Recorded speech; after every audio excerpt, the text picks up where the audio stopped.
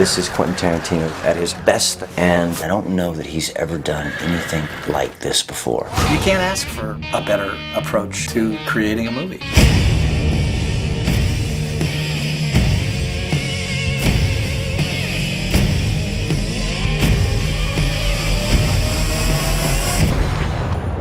You don't know really who's who. We'd all sit around and talk about, who somebody might be, because this is a bit of a detective story.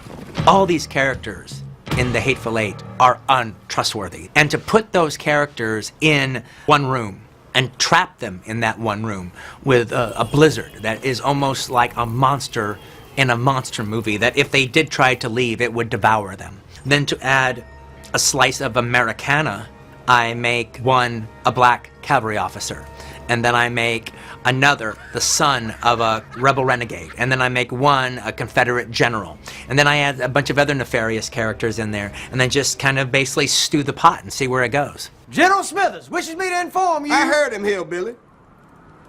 Inform this old cracker that I was in Baton Rouge also. When you think of Quentin Tarantino, the first actor that I think of is Samuel L. Jackson. Who the hell are you? Name's Major Marcus Warren, former U.S. Cavalry, currently a servant of the court. I really looked forward to working with Sam because he's a bold actor. He's inventive and creative.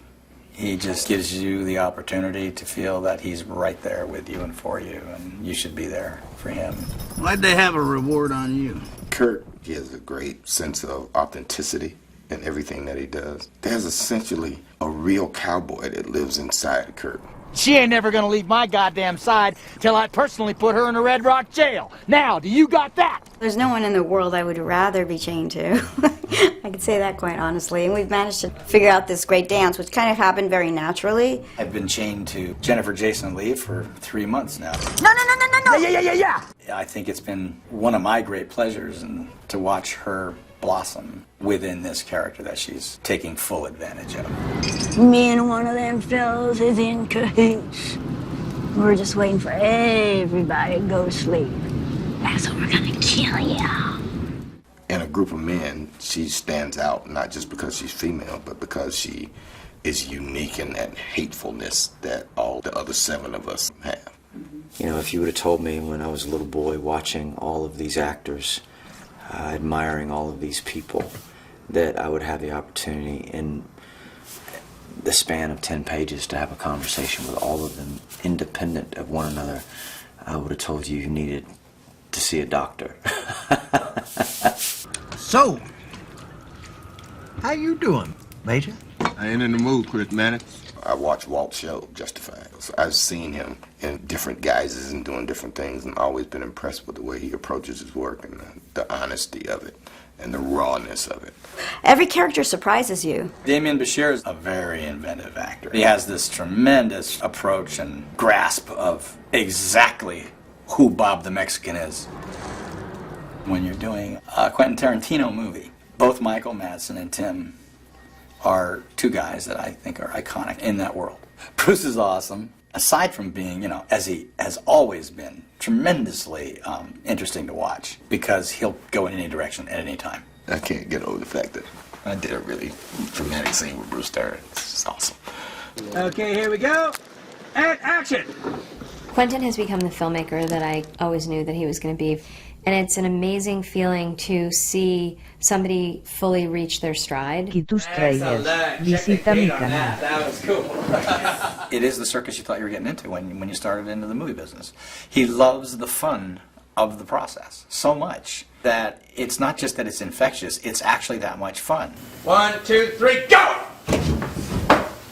God, terrific! He has this extraordinary ability that I've never seen in any other filmmaker that I've worked with, to be both the auteur filmmaker and the audience at the same time. You don't have filmmakers that always want to do that. He's a rare, rare breed.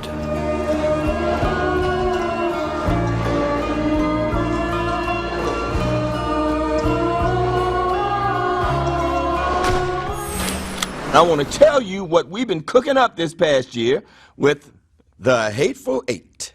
The Hateful Eight will have a 70mm roadshow release starting on Christmas Day. What is a roadshow, you ask? Well, back in the day, a night at the movies was a big event. People even got dressed up. They call this a road show.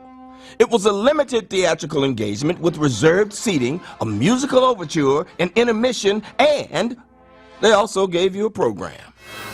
The road shows started in the late 50s and then committed to them really big time in the 60s. Some of them were musicals, some of them were historical epics, other ones were Ice Station Zebra, Battle of the Bulge, Sand Pebbles. Normally there would be about 10 extra minutes added to the movie that you'd only get to see in the roadshow version. It's really the way to go. You know, I remember going to the Cinerama Dome and watching Lawrence of Arabia and having the intermission. You got up and had a moment to talk about what you had just seen, and the whole thing was an event. I think he is reminding people that the cinema is a place to be revered. If I'm going to shoot in 65 millimeter and release in 70, I'm not going to get 3,000 theaters to convert to 70, even if they wanted to, which they don't. It wouldn't be possible. However, we could do a roadshow version of such, where we go in 100 screens, filtered throughout America in this special roadshow version. Well, here's what makes 70 millimeter so glorious. The movie is shot in 65 millimeter, then projected in 70 millimeter, with an image twice the size of what you're used to, which will make your enhanced viewing even doper. When you see the grain of 70, you see the color of 70, like the wide shot inside the barn and the close-ups of the faces. It's beautiful. We all knew we're going to tackle this. The format of 70 millimeter lends itself to this Western landscape, the size of the frame, the width of the frame. It did take a minute to get a little bit used to the width of what this could see. But within that, it's just special. You can see a lot more than you're used to. It's also very powerful to see something that big and how much detail you get. You just wouldn't think you'd be able to be in something like that again. By shooting it in 65 millimeter, I'm guaranteeing to some degree or another there will be 70 millimeter film prints out there in the world screening for people who care. 24 frames a second flickering through the projector, creating the illusion of movement. Quentin and his esteemed director of photography, Bob Richardson, were determined to have The Hateful Eight be the 11th feature shot in Ultra Panavision.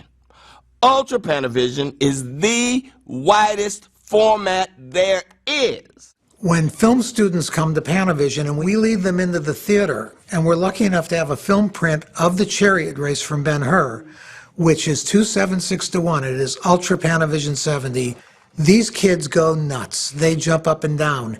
And I noticed another kid going nuts when we showed it, a guy named Quentin Tarantino.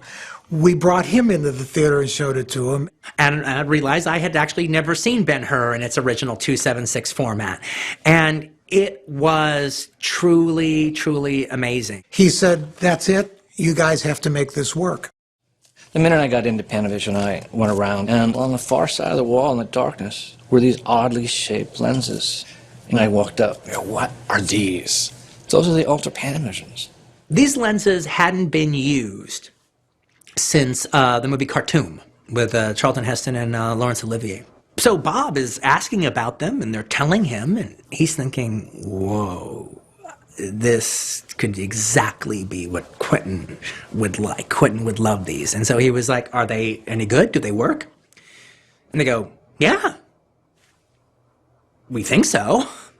So immediately Bob said, then I want these.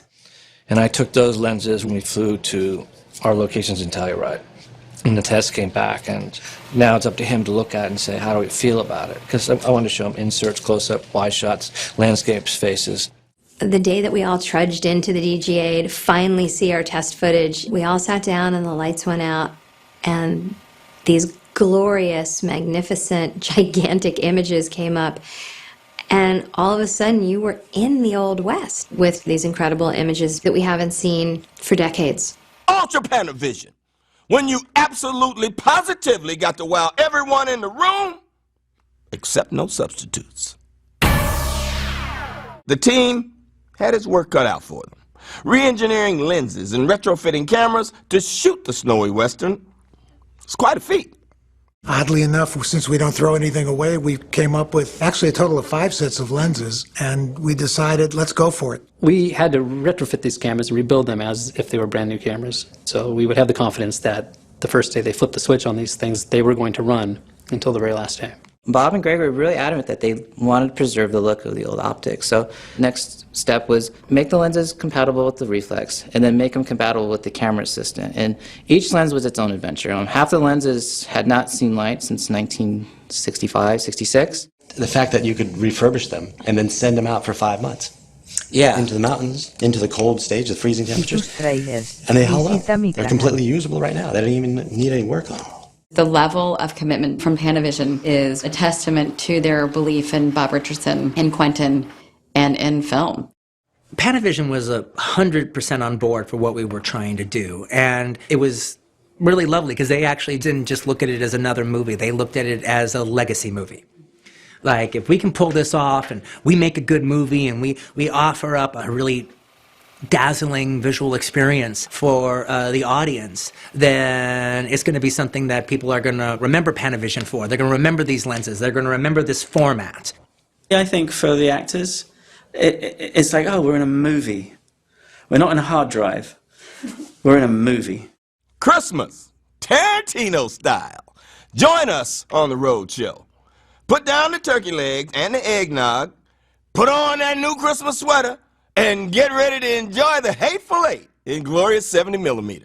The only present you're going to want this Christmas, if I do say so myself.